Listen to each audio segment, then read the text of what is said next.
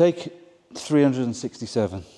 Now, as you can see from the smudge in here and my probably angry face, we've had to do 4 takes now for various reasons. And normally we do 1 take on everything, but I f***ed up more than once. I might have to bleep the F word out of that.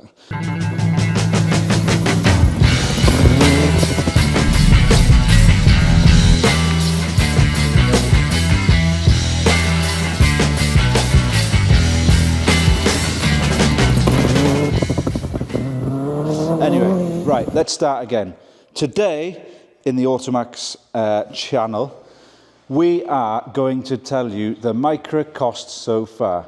This was written by my lovely assistant Chris, because my writing is like a spider has ink on its fingers and has ran across the whiteboard. So he's written that out.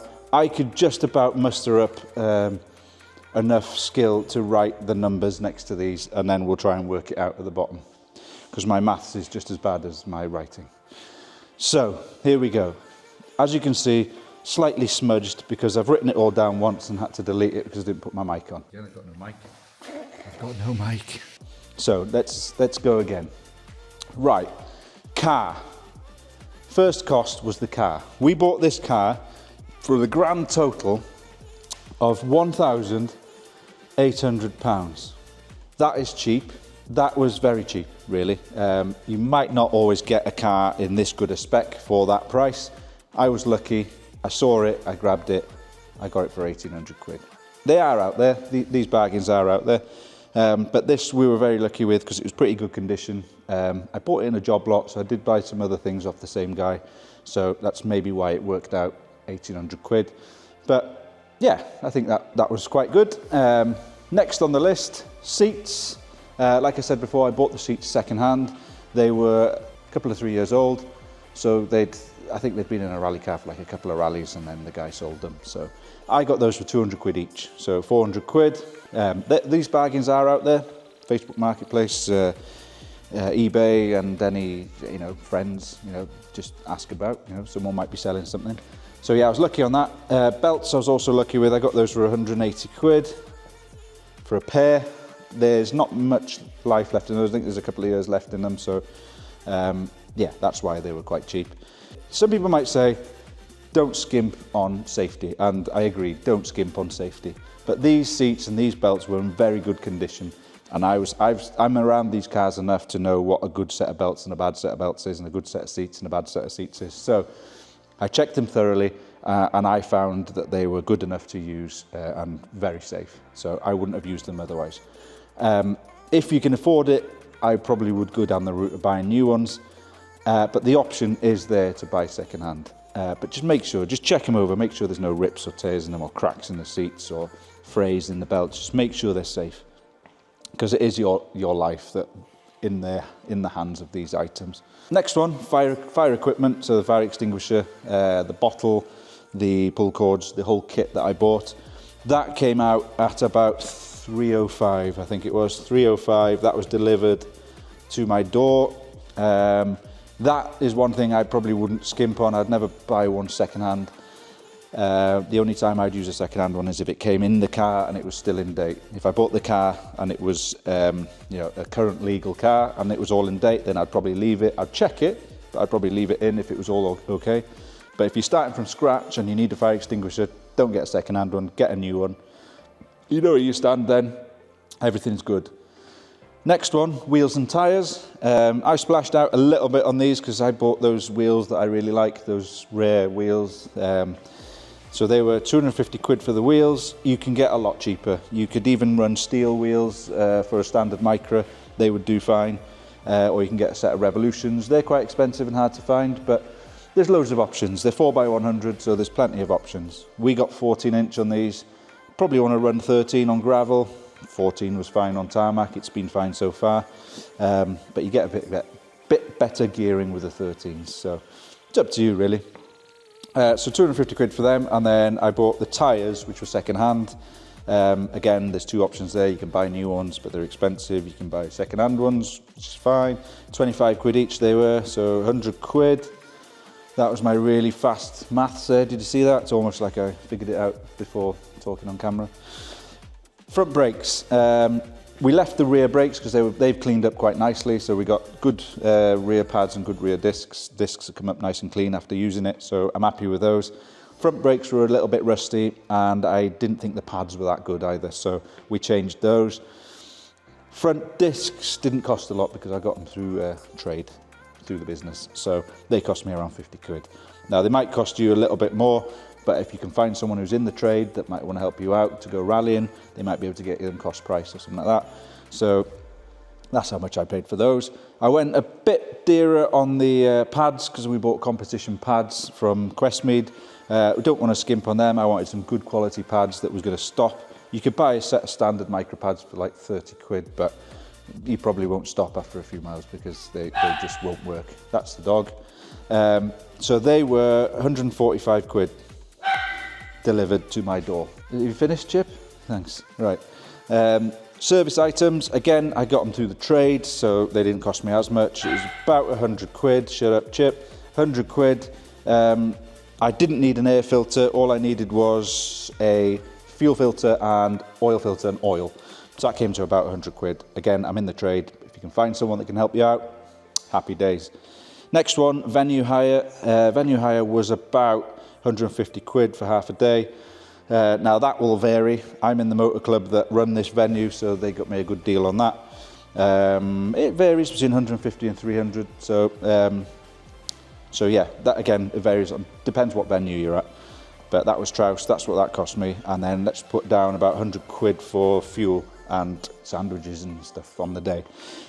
So yeah, so basically to get the car from where you saw it in the first episode to testing it, this is what it's cost us. Now I'm going to have to get my calculator out now, and I will tell you how much it cost us. So, bonjour le calculateur, right, equals 3,580. Now that is not bad at all, 3,580. Now, yeah, I think that's all right, that's good. So we've got a ready to rally, literally ready to rally and tested rally car for 3,580. Now you could take some of that off for these bits because they were extra. You don't have to do that, but it's recommended. And you might have to add a little bit more if you don't get the things cost price. Also, you know, miscellaneous things like cable ties and things like that. They're not free, but yeah, I haven't included those. But yeah, I think 3,580 for a rally-ready car in this spec was pretty good. I'm pretty happy with that. Now, there is a few more costs in rallying. It's not a cheap sport.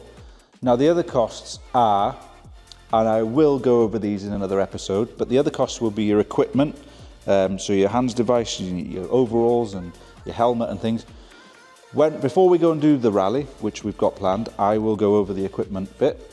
Also, the event itself, that isn't cheap, so there is costs involved in that. So I will add those in when we go and do the rally, which is going to be, the rally is going to be in October. Now this will be going out before then, so yeah, it will be a few episodes after, and we'll be doing the rally. So yeah, that's where we stand so far on the Micra. Thank you.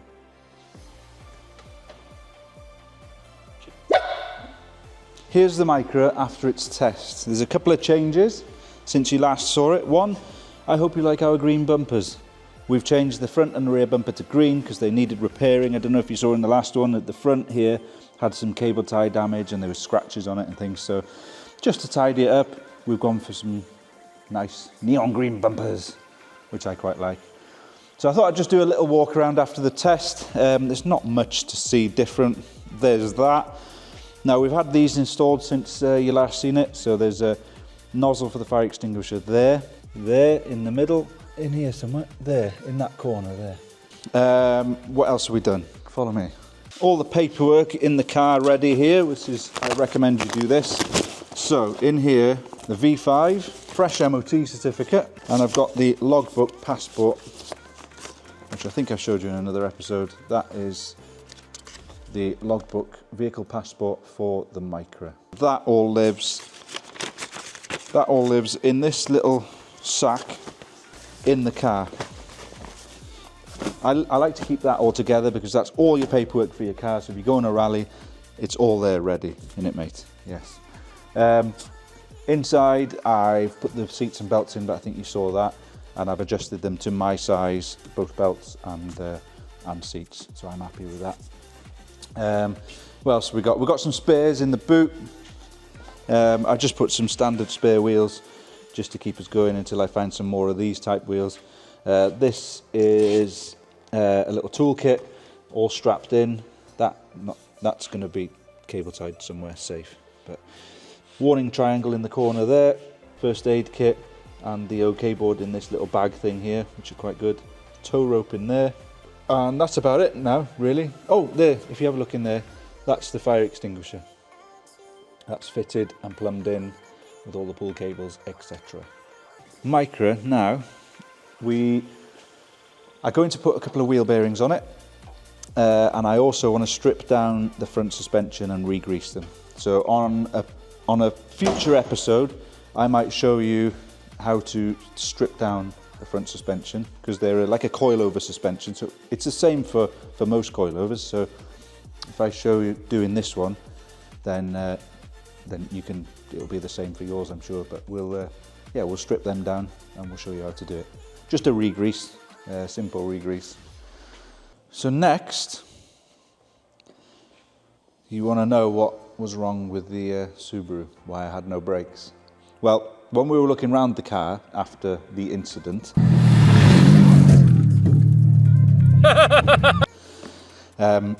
couldn't find any leaks anywhere. So there was nothing coming out of any of the calipers, there was nothing in the engine bay. Just couldn't understand. We'd lost the pedal completely coming down the hill, past where you saw Chris laughing. Past there, we went through all the tyres, through the barriers, managed to slow the car down through the gears, and scrub a bit of speed off by hitting the tyres that were on the side of the road. So it was quite scary, to be honest. It was when you've got no pedal at all and your foot goes to the floor and you're going quite fast, it's quite scary. So this is the reason. I'll show you the reason. Now this is something to keep an eye out for in the future. So I don't know if you can see in here, I might have to get you a torch, but I'll tell you what, I'll go around the other side. So this handbrake mechanism, in there, that seal inside the handbrake master cylinder came out and squirted brake fluid all over here, which I didn't see at the time, but that's why the brakes were pumping and it was pumping out of there. So yeah, we're going to get a new one of those because we don't want that happening again, because that was way too scary. So that's what happened. Relatively simple fix, but it was quite awkward to find at the time because it burst the seal, but then the seal kind of pushed itself back in and made a seal.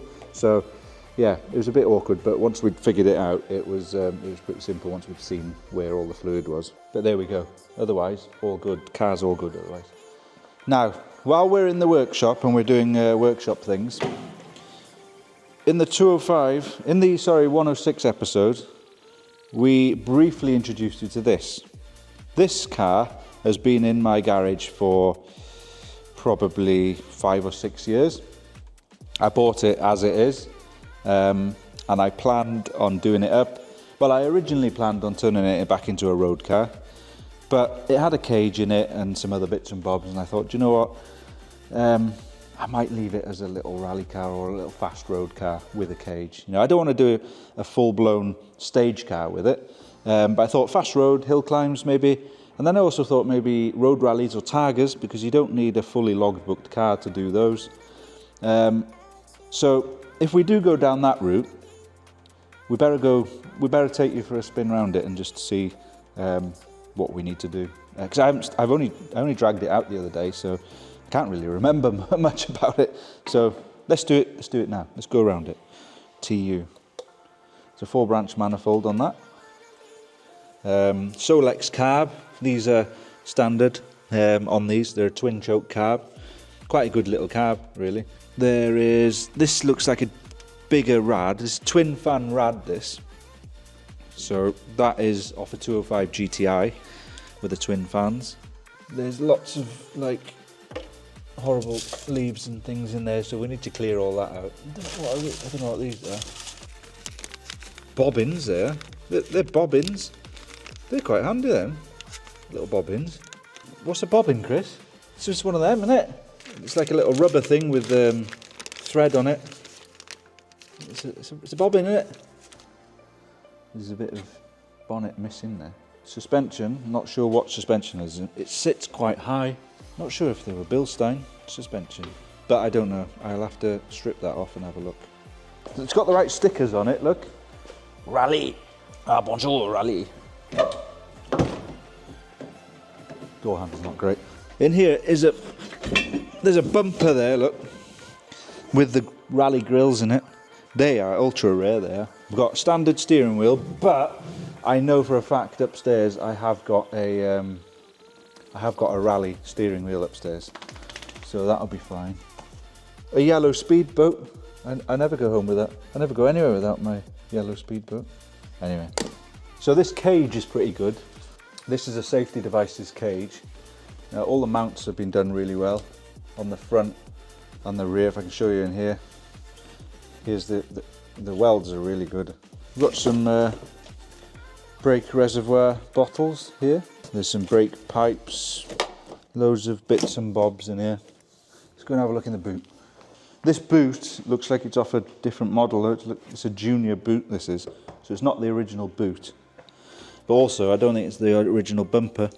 I'm pretty sure they had a GTI bumper on them on the rallies. But again, I haven't been in here for a while, so gas struts are gone. Front brake, I think. 1.6 GTI wheel, which has got it on it. They're not rally wheels then. There's an old grill, but look, PTS stripes. So it's probably the original grill. But I really would like to know what everyone thinks. If you could comment and give us an idea what you think. But I'd like to go down that route. We've got co-driver footplate there as well. Look. But we need a dash as well. If anyone's got a dash. I don't think I got a dash. Well, I didn't come with one anyway. But yeah, like I was saying, if you want to comment and let us know what you think we should do with it, I'd really like some help deciding. But I'd like to maybe do road rally or sprint or a hill climb or something. If everyone says no, don't bother, then okay, we won't. We'll go and do something else. So just a short little episode this week. Just a bit of an update really, and a bit of an introduction to the 205. So we still want to know what to do with that. This is going out for another test soon, and we'll bring you with us. Micra, next trip for the Micra is the rally, the actual rally, which we're going to do soon. So yeah, like, subscribe, and just put some comments in. Just tell us what you want to see from this channel. Tell us what you want us to build, what you want us to go and do. It doesn't have to be rallying. We can go racing. We can have a go at everything. Yeah, I mean, within reason. Can't do Le Mans, but might be able to one day, maybe. So yeah, like, subscribe, comment, just engage with us people.